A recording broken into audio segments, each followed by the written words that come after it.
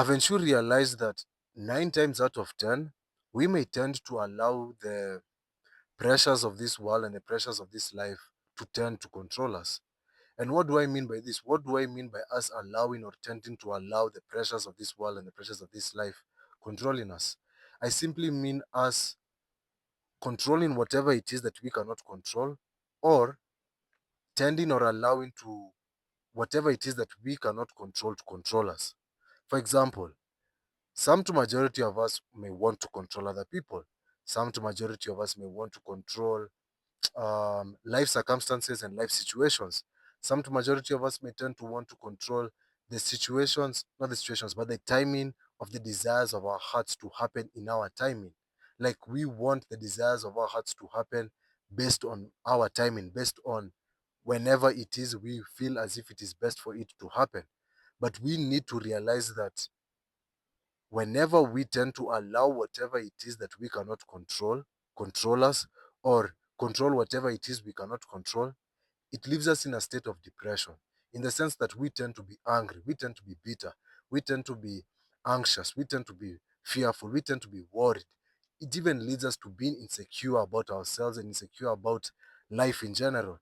And it even makes us be disappointed. It makes us live a life of disappointment, because if you allow these things to control you, if you allow the unfairness of life to control you, if you allow the reality of life as it is based on its unfairness to control you, you will just end up being whatever it is that I just said. And if it starts with you, it will repel, not repel, it will it will be attracted to other people.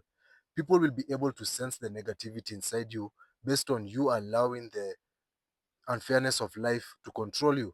People will be able to sense that bitterness in you.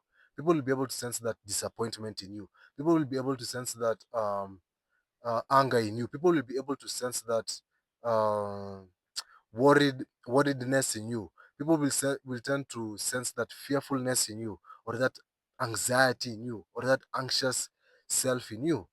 So, what do we need to do about this? What do we need to understand about this? We need to understand that first and foremost, life is unfair. We need to understand that second and foremost, that things won't happen the way we want them to, especially when we want things to happen in our own timing. Because at the end of the day, there are just some things you cannot control based on the examples I just said. And to even to expound on the examples I just said, like some to majority of us tend to control other people in the sense of we want other people to perceive us the way we perceive ourselves, and we may want people to understand us the way we understand ourselves. I mean, for example, also based on this, like some of us actually do not know how to handle rejection. Some of us see rejection as a very bad thing. We see it as like something is crumbling within us, like the world is going to end. But rejection sometimes just means realignment. Rejection just means redirection. Rejection just means direction sometimes. I mean, not direction, it means protection. Not only from that person that most likely life has rejected you to be with, but even most likely yourself, because at the end of the day, you yourself are imperfect. So, most likely, God, who is the controller of life, is actually protecting that person from you, or you from that person. That's a fact. So we need to understand that life is always a learning curve. We need to always understand that despite life not going the way we expect it to go, or it's not happening the way we want it to happen, we need to learn how to maneuver from this by just understanding that it won't always go away. And if you aren't able to understand this, like I just said, you will just become whatever it is that I just gave examples of: bitter, angry, and all those other things. Because you cannot control if someone is going to understand you. You cannot control that someone is going to like you the way you like them. You cannot control that someone will love you the way you expect them to love you. Because at the end of the day, people are always going to, not people are always, but people most at times will disappoint us.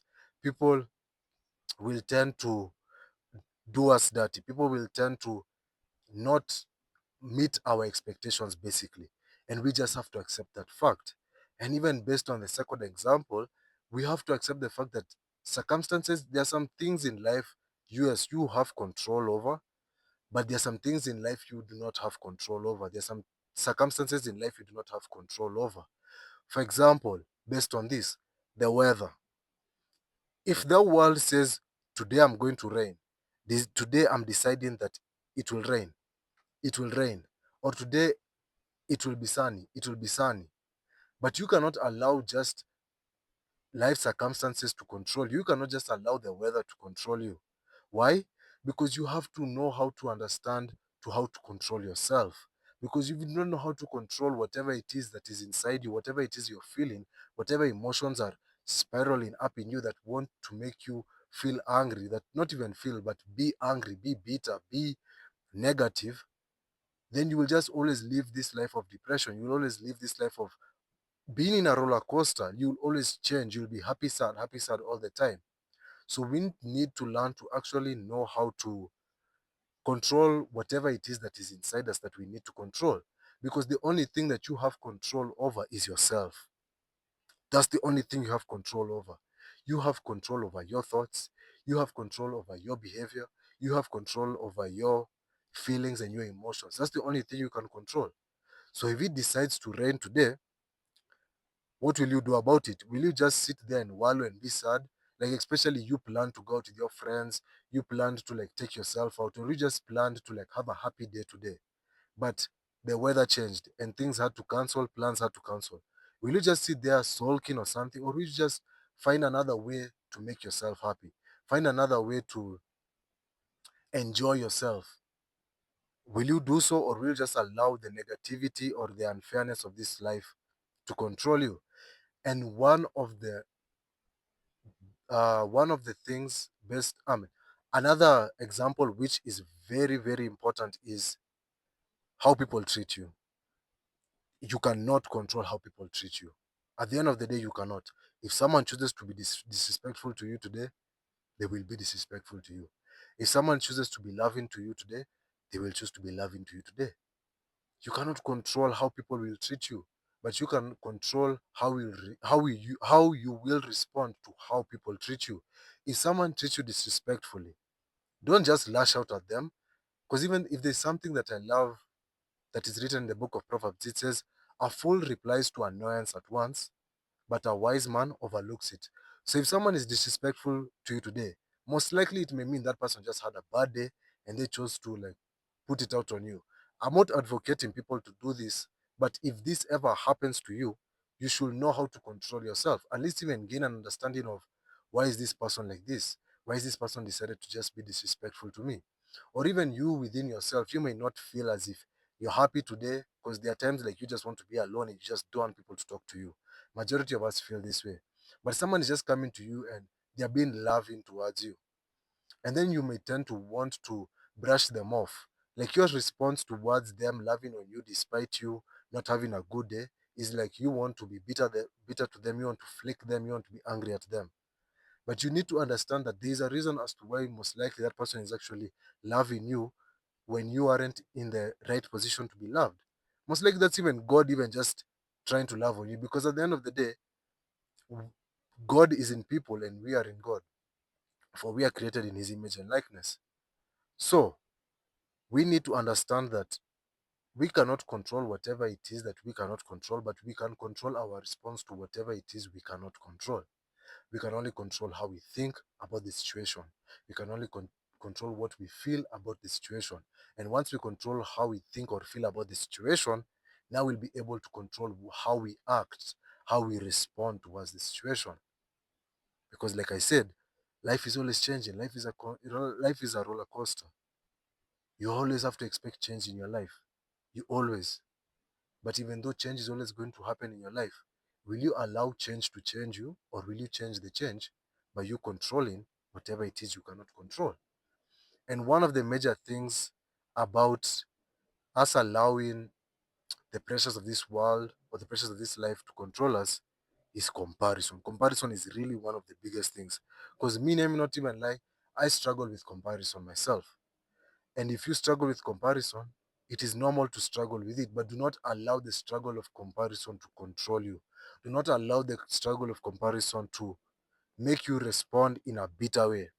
No, because we may tend to see someone living the life we may desire to live in. We may tend to want to live the life that other people live in. But we need to realize that most likely, even the life that that person is living is fake. Like I said in my other videos, most likely that person, even that, sorry, most likely that life that that person is living that you desire, that you want to live in, they worked hard for it. And it actually took time because social media likes showing the highlights, but it never shows the behind the scenes if you actually think about it. Because the behind the scenes, either there's something fake or the realness behind the scenes is that that person actually took time to actually reach where they are right now. So do not compare your current life or your current situation, your current circumstance in life to other people. Because in God's timing, now based on even what I said about us wanting the desires of our lives to happen in our timing, is that the timing of God will happen in God's timing. The Bible literally says, I, the Lord, will make it happen. It doesn't say you, whoever your name is. It doesn't say, like for me, you, Peter Washira, it will happen in your timing. No. Ah, Sama boss. Oh, ina shida. Asante. Sorry for that. So, what was I saying? Oh, if God decides things to happen in His timing, it will happen in His timing. Because things, majority of times, things will never happen in your timing, and you have to accept that. So, the best way of actually tackling comparison is by comparing your current life to your previous life. Is comparing the way you are right now to the way you were before, the way you were yesterday, whether it is yesterday, a year ago, a month ago, 2 years ago, 5 years ago. That's the best way of comparing yourself, because you're comparing your journey with your journey, and you're not comparing your journey to other people's journeys. Because if God says that you will become rich this year, then you will become rich this year. If God says that you will become rich next month, you'll become rich next month. If God says you will be in love this year, you'll be in love this year. If He says that you will be in love next year, you'll be in love next year. And also, we need to also develop the mentality that sometimes even God may not, it may not be the will of God's, it may not be the will of God in our life to most likely fall in love with someone. It may not be the will of God, it may not be the will of God in our lives to even be financially rich or something, but He will provide for you the love that you need, and He will provide for you the money that you need. Why? Because God always wants you to depend on Him. God wants you to compare your current status, your current circumstances in life, or your current situations in life, to His nature, which is divine, which is real, which is true, which is everlasting, and which is very unfailing. Why do you think Paul literally says, learn to lead a quiet life, minding your own business and working with your hands? Because if you actually lead a quiet life, you won't compare yourself to other people's lives. If you actually mind your own business, you won't compare your life to other people's lives. If you work with your hands, basically you stick to your lane, you stick to your journey, and trust in God with whatever it is that He has installed and planned for you, you will do so. And what does Paul continue to say? He will say that you will end up actually gaining the respect of people, and you will end up not depending on people because you have seriously trusted in the process of the journey that you're in your own life, in the lane that you're in your own life. So, long story short, based on this video, whatever it is that you cannot control, leave it up to God. Whatever it is that you can control, just control it. And 9 times out of 10, the only thing that you can control is your perception towards your life, and your perception towards how you will respond to life, and your emotions and your feelings in life. Bless.